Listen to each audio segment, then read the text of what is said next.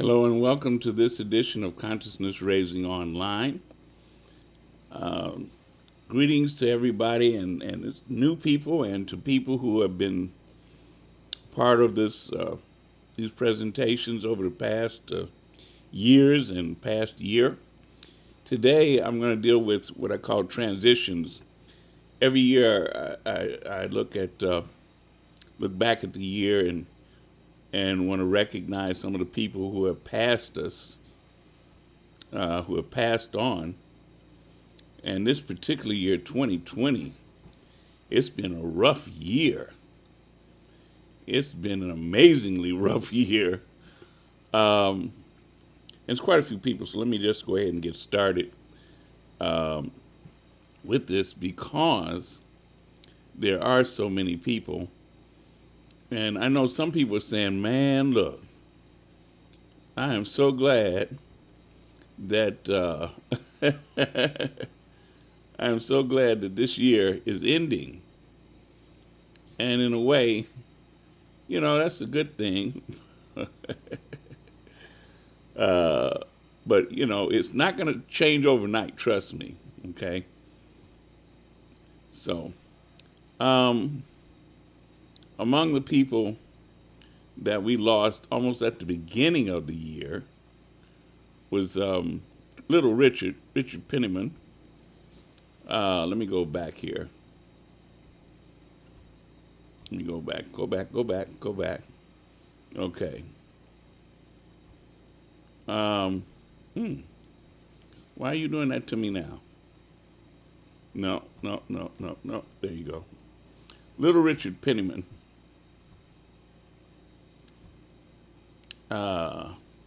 He passed away. He was a musician, singer, songwriter, and he was one of the most influential people in the music business for decades, 7 decades, as a matter of fact. Little Richard, he called himself the innovator, the originator, and the architect of rock and roll, and he truly was. There are people who say, well, he was clownish, but he was a heck of an entertainer. He just really was. Okay? So, come on now. Why y'all gonna mess with me now?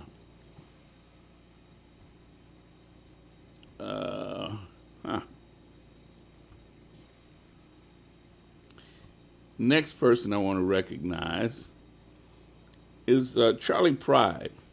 And I have to mention Charlie Pride because he is part of my extended family. Now, I grew up not really liking a lot of country music. I did like some because in reality, when I was a little kid, my mother, when she would drive to Kentucky to see her parents, my grandparents. And part of my job on the drive was to stay awake with my mother to help her stay awake. And so we would not just talk, but we would play the radio. And back then you just had AM radio. And deep into the night, about the only stations you could find in the middle of anywhere we might be would be country western stations. So we would be singing along to the country western stations. And every once in a while, we would hear a Charlie Pride song. And I didn't know him personally then, but my mother would say, well, he's family. And I say, he's black? She said, yep, he's black. So he died at the age of 86. And y'all know there's very little I need to say about Chadwick Boseman. We know quite a bit. It caught us all off guard.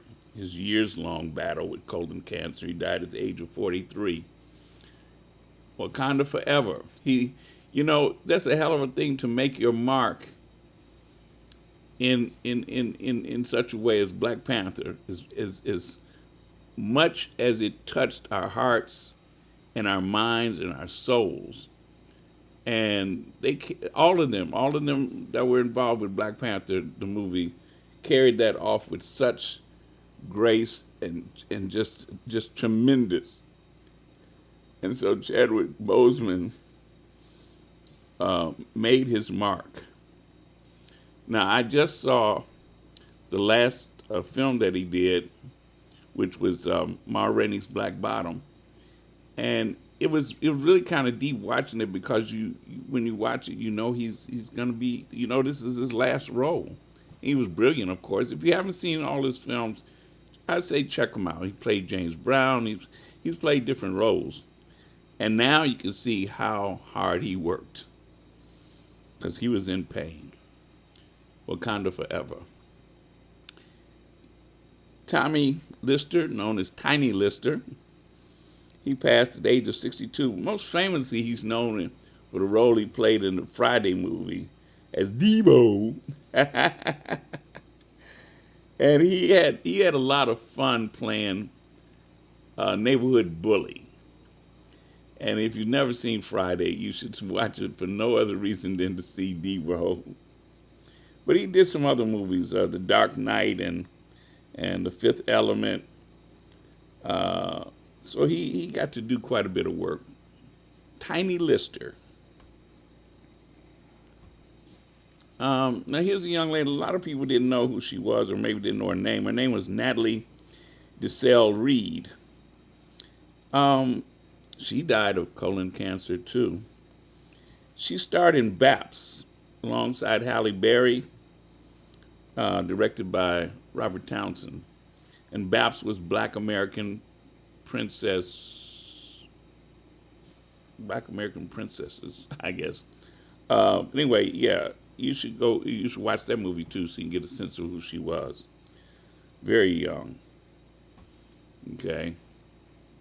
Bonnie Pointer, member of the Pointer Sisters, she went out on her own and had various hits, and she came back to sing with the sisters. In a way, I guess Bonnie was considered like the wild child of the Pointer Sisters. But she's the one who liked to step out on her own quite a bit. Okay. Alex Trebek. Now, this is a personal note. I've watched Jeopardy since, for years and years. In fact, raising my son, I used to make my son sit there and play along with me when he was growing up. He hated it in the beginning years. Years later, he got to a point where he actually got into it because he was trying to beat me. And so, when he first was diagnosed with the pancreatic cancer, I mean, it was like we took it personal. All of us Jeopardy fans over the years. And it was so sad that he left us this year. And I don't know what's going to happen to Jeopardy. They can't duplicate Alex Trebek. I thought they might try to do it with, what's the brother's name? He played Kunta Kinte. He might have been a good choice, but I don't think they're ready to let a brother take that over and run it. Sad to say. Sean Connery. He will always be, for many of us, the one and the only, the first James Bond. The original James Bond. And nobody can top his James Bond. Although he did a lot of other roles, but he will always be James Bond. Most famous line, second most famous line. He's on a table with a laser running up between his legs, and he says, "Do you expect me to talk?" And who was it, Dr. No? I forget whatever villain it was. "No, Mr. Bond, I expect you to die." The other one was with when he woke up and he's looking up and he sees this blonde, and he says, "Who are you?" And she says, "My name is Pussy Galore." And he said, "Oh, I must be dreaming." Oh, goodness gracious. But anyway, for those of us that are old school, and that's black or white, sad to say for the brothers, I was one of them. I grew up, I read all the books too. I read all the James Bond books. And, I grew up with James Bond being, when I was very young, one of my, I can't say he was a hero. He was a character I followed. Okay, I'll put it that way. He was a character I followed. Okay, and nobody could sing Goldfinger like the sister that sang the original Goldfinger. Okay, all right. Bill Withers, William Harrison Bill Withers Jr. He passed this year. Was singer, songwriter, musician. Bill won 3 Grammys, nominated for 6 more, inducted into the Songwriters Hall of Fame in 2005 and the Rock and Roll Hall of Fame in 2015.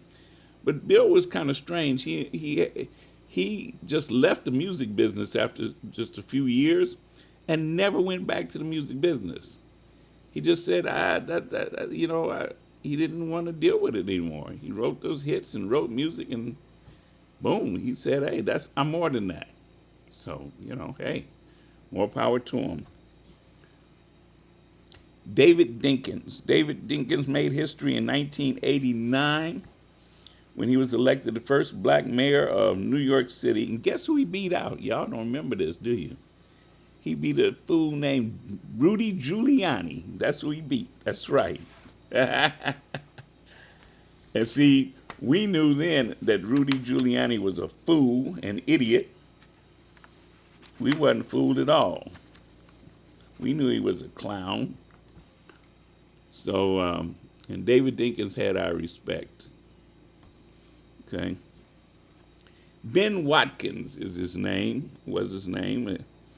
He rose to fame while starring on a cooking contest reality TV show for children. He was only 14 years old. Ben Watkins died of, I can't even say this, well, I'm going to try and say it. He died of angiomatoid fibrous histiocytoma, a rare form of cancer that affects mostly young people. Yeah, he was Master Chef Junior. That's where he excelled. 14 years old. That's sad. Lou Brock. Lou Brock was 81 years old, retired in 1979 as the single season and all-time leader in stolen bases. He was elected into the Hall of Fame in 1985. That's what I remember about Lou Brock. He was a base-stealing fool. And you had to have some smarts to be able to steal bases. Now remember, this was during a period when most of the pitchers were white. And that's because there was still the prejudice that white players were much smarter than black players. So Lou Brock put a lie to that because he outsmarted literally dozens and dozens and dozens and dozens of white pitchers because he was still on them in a minute. So hats off to you, Lou Brock. Gail Eugene Sayers. He was a Chicago Bear. He was a halfback and return specialist. Now, the thing about Gail Sayers was this. He was the first man that I can recall where I didn't ever think Gail is a girl's name. Think about it. His name was Gail Sayers. And because he was such a superb football player, it never bothered us that his name was Gail. Okay? And some people may remember he was a teammate of Brian Piccolo, and they made a movie about him. Brian Piccolo died early, and he and Gail Sayers, I guess they were roommates or whatever during the season, and they were real tight. And so they made a movie about their friendship. Gail Eugene Sayers. Yeah, this one hit a lot of people hard. Kobe Bean Bryant. That's his name, Kobe Bean, and Bean Bryant. Also known as Black Mamba. Of course, he's shooting guard. He spent his entire 20-year career with the Los Angeles Lakers in the NBA. Regarded as one of the greatest players of all time, he won 5 NBA championships, an all-time All-Star, 18-time All-Star. Died at the age of 41 in a helicopter crash along with his 13-year-old daughter, Gianna, known as Gigi, and 7 others in Calabasas, California. Kobe's death sort of put a lot of brothers in a state of mind of realizing our own mortality, because essentially it was like this. Kobe Bryant was successful, he was rich, seemed to be happy, owned his piece of the world, and had his future still ahead of him because he retired at such a young age with all the money in the world. And so to die in such, what some people consider such a simple way, in a helicopter crash. But when you looked at the entire situation, he should have never been up there in that helicopter in the fog. Okay? It's kind of like Aaliyah and the plane crash. He should have never been on that plane. He should have never been in that helicopter shouldn't have taken off. It was foggy and the dude couldn't see. So there were lessons to be learned. Hopefully we learn those lessons. Okay. John Thompson died at the age of 78. He first started coaching high school basketball before Georgetown University hired him in 1972. Ultimately going on to become the first black head coach to win an NCAA championship when Georgetown beat University of Houston in 1985. Hell of a coach. Sent a lot of brothers into the pros.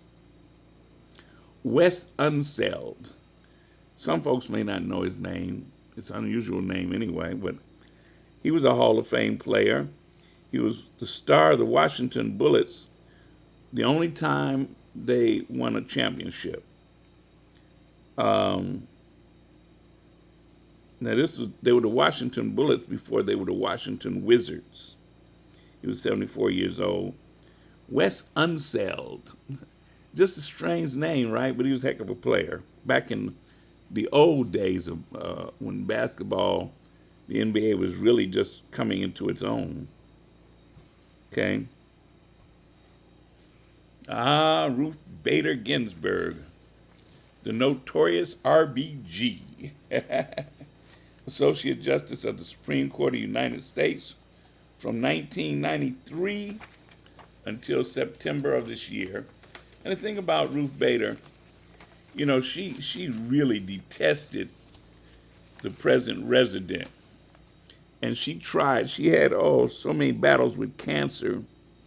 But she was determined. She said this. She said she was going to do her best to live until the present resident was gone, so he could not get to name a justice in her place. And she didn't make it.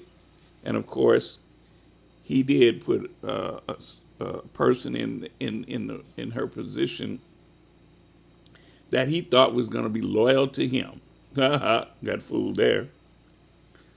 But yes, she was a heck of a little bitty thing, but she was the notorious RBG. One of her best lines, she was asked one time how many women on the Supreme Court make her happy, what should that number be? She said 9. Maybe we'll get a black woman on the Supreme Court sometime. But one of the problems with it is that, those are lifetime positions, right? Right now, there's nobody really sitting there like, might be ready to keel over and open a position for a black woman. Look, Trump, for all that he is not worth it. See, this is the thing about we should understand about politics and American government. Trump, one of the most crooked people ever to occupy that office, got to name 3 Supreme Court justices. And y'all ain't even seen how many federal appeals court judges and how many federal judges, period, that his administration got to name. They have really set the courts up to hurt us for the next 40 years. Y'all don't know. You're going to find it out. Okay? Katherine Johnson. Her name, though, is Creola. Creola Katherine Johnson. Maiden name Coleman, so it's Creola Catherine Coleman, later Johnson. She was a mathematician, and her calculations of orbital mechanics as a NASA employee were critical to the success of the first and subsequent U.S. space flights with people on them. She spent 35 years with NASA, and she earned a reputation for mastering complex manual calculations and helped pioneer the use of computers to perform the task. She was one of the first African-American women to work as a NASA scientist. In the movie Hidden Figures, she was portrayed by Taraji P. Henson. And what's so amazing to me, I grew up hearing about an aunt of mine who the family always said, oh, she works for NASA. When I got older, I met my Aunt Sandy.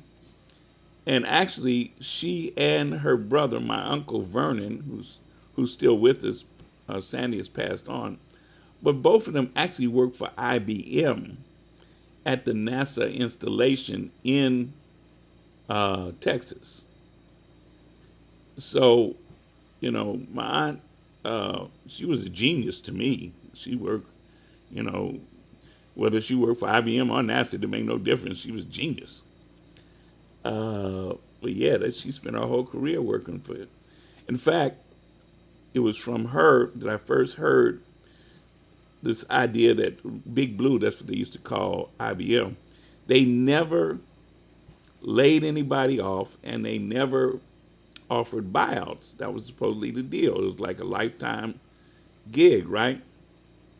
My aunt was part of the first group when they did buy out people. They started buying out people and eventually got to the point where they let people go. But here's what happened. IBM owned the computer business. They owned the computer business when they were big-ass room-sized computers. And then something started happening. There was something called the personal computer was invented. And they started creeping into the business world. Well, IBM, since they owned the computer business, said, nah, we're not worried about that. But see, the way they had set it up was they had the big room-sized computers, and you had to have people who took care and maintained those big computers. So IBM didn't want to give that up. So they refused to acknowledge the personal computer. And they kept refusing to acknowledge it even as they started taking over the business world, because that's what happened first. They came into the business world and then they made their transition into the consumer market. And so when they started coming into the consumer market, meaning the homes and personal computers, that was all she wrote. That was if you think of Big Blue, it's like this big old giant. And you had all these little tiny personal computers eating away at his feet and legs until finally Big Blue started to crash. And that's what happened. Yeah. And it changed the entire world of computers, and it created this other guy by the name of, what was his name? The richest, second richest guy in the world, or whatever, with Microsoft. Okay? Yeah. Anyway, all right, I want to tell you all a story. And what the story deals with something that takes us to to me, one of the most important groups of people who passed away this year. Okay? Now this is a graphic of Jimmy Lee Jackson. Now Jimmy Lee Jackson, when he saw his 80-year-old grandfather rudely turned away from a registrar's office in 1962 after attempting to register to vote in Marion, Alabama, he knew he had to join the civil rights movement. Now listen carefully. On February 18, 1965, he was among more than 200 people participating in a night march in Marion, Alabama. Before they had walked a block, they were confronted by state troopers and the police chief, who ordered them to disperse. The marchers halted at the chief's order, and suddenly all the street lights on the square went out. A black minister at the head of the march knelt to pray and was struck on the head by a state trooper. Other troopers began swinging their clubs, and the marchers panicked, running for cover. Jimmy Lee Jackson and his mother huddled for safety in a cafe. When Jackson's grandfather entered the cafe all bloodied and beaten, the young man tried to take him to the hospital. They were quickly shoved back by a crowd of club swinging troopers and terrified marchers. The troopers began knocking out the cafe lights with their clubs and beating people. Jackson saw a trooper strike his mother, and he lunged for the man.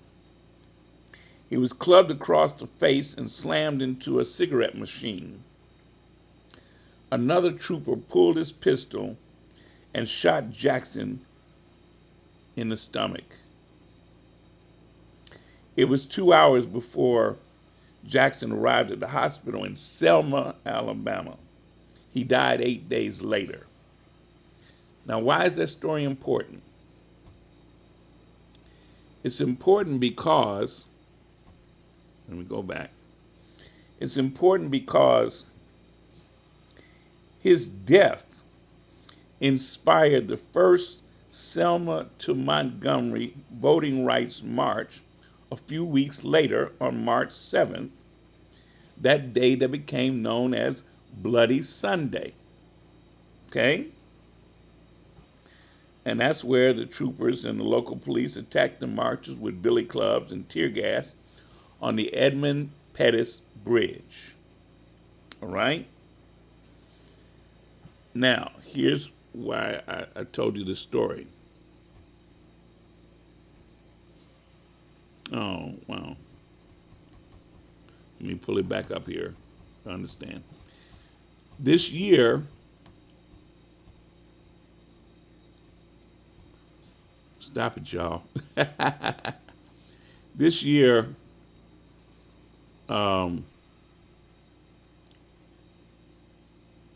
okay, now, this year, this man right here passed away. His name was Bruce Boynton. He was an important but often forgotten figure in the civil rights movement. He died of cancer at the age of 83. While he was enrolled at Howard University during his final year of law school, Boynton was arrested in Richmond, Virginia after he refused to leave a whites-only section of the bus station restaurant. Boynton, along with his then attorney named Thurgood Marshall, went on to spark a series of events that eventually overturned the Jim Crow laws across the country and inspired the Freedom Riders movement. Now, why is this important to know? Well, oh, come on now.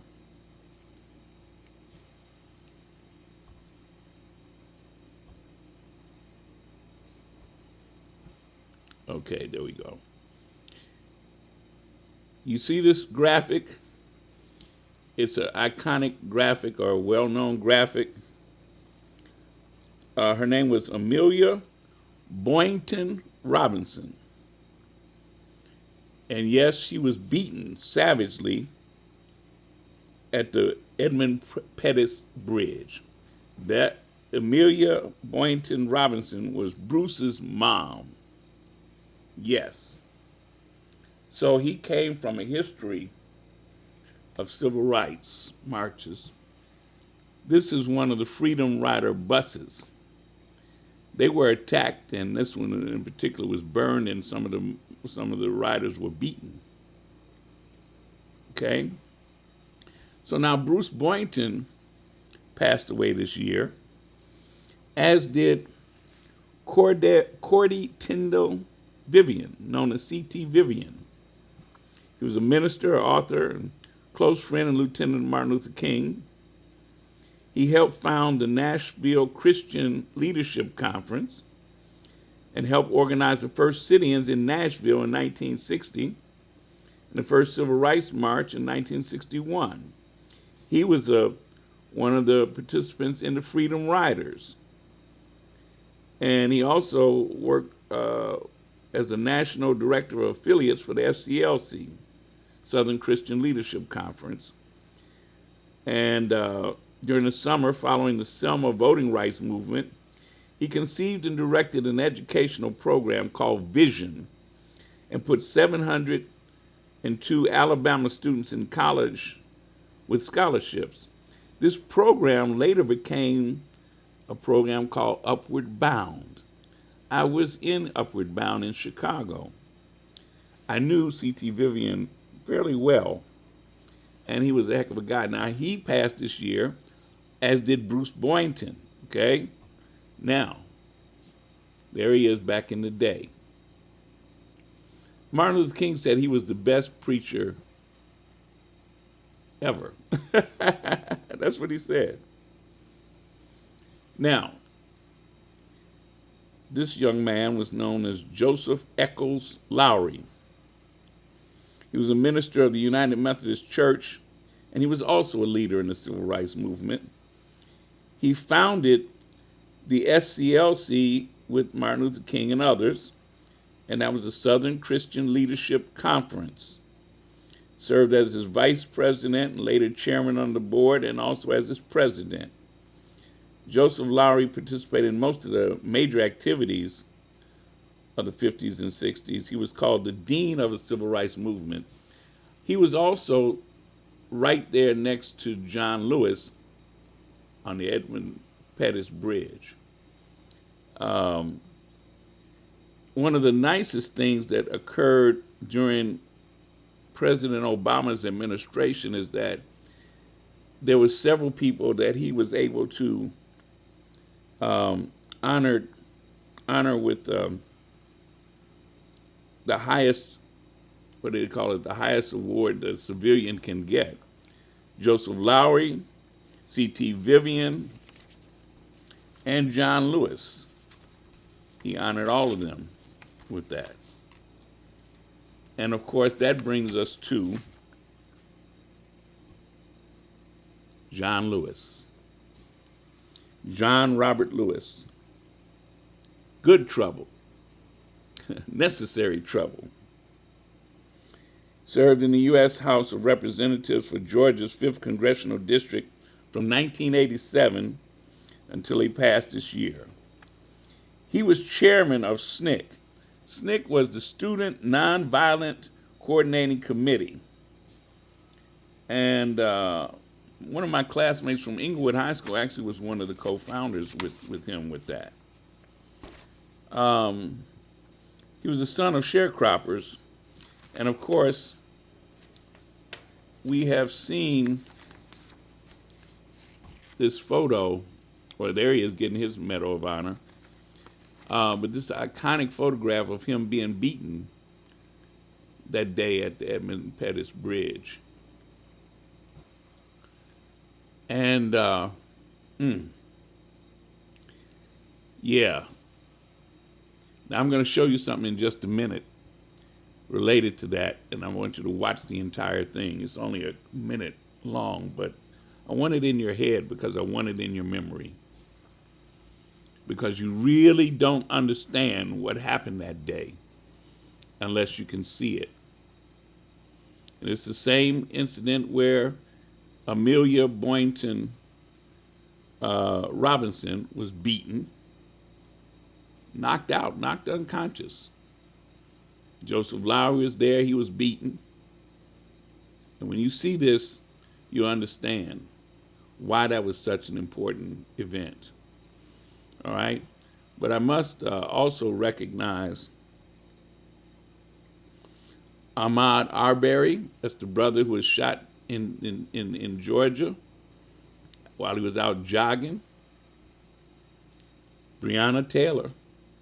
She was, of course, killed by the police in her own place.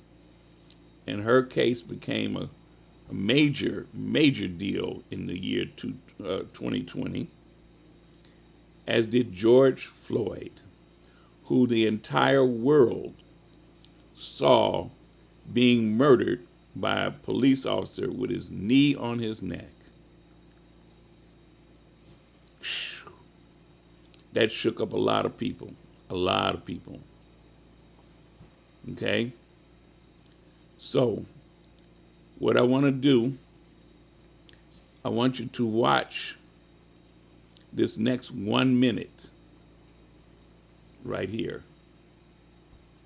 Waiting on the other side were Alabama state troopers under orders from Governor Wallace to stop the marcher.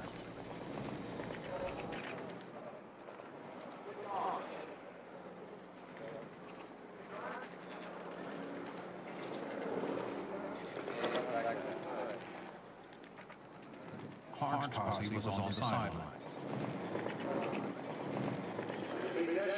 Your faces continue this march, and I'm saying this is an unlawful assembly.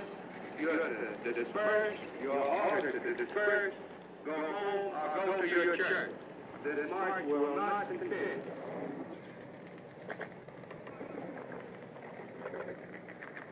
Is that clear to you?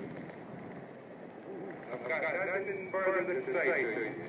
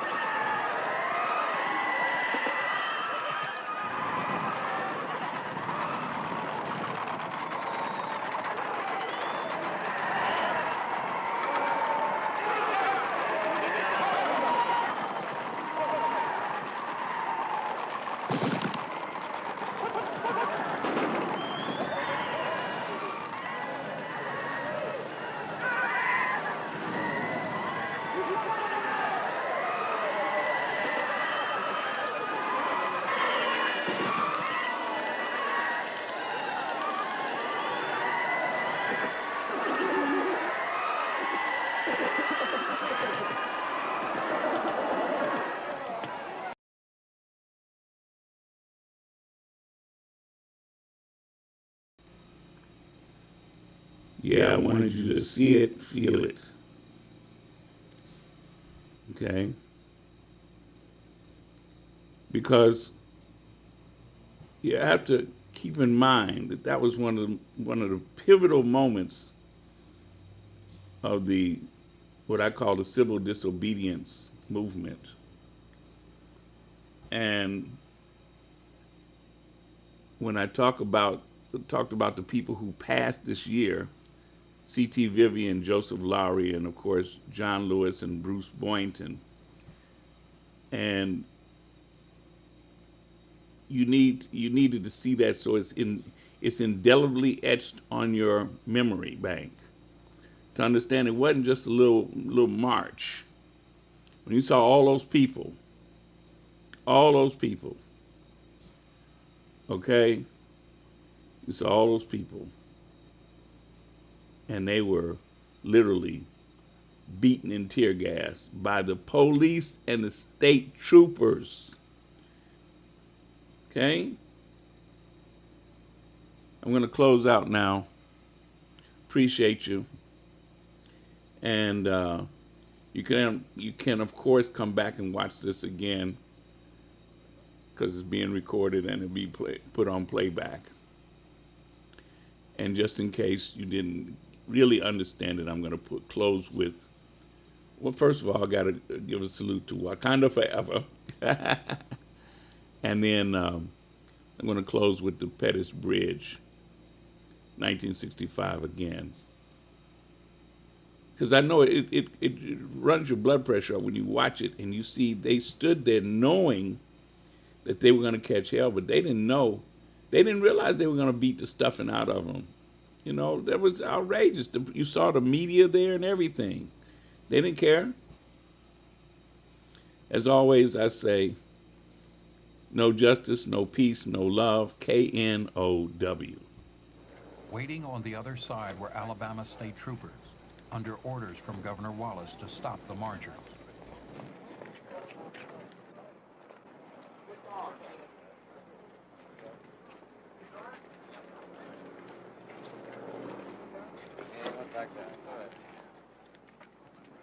Clark's posse was on the sidelines. It'll be detrimental to your safety to continue this march, and I'm saying that this is an unlawful assembly. You have to disperse. You are ordered to disperse, go home, or go to your church. This march will not continue.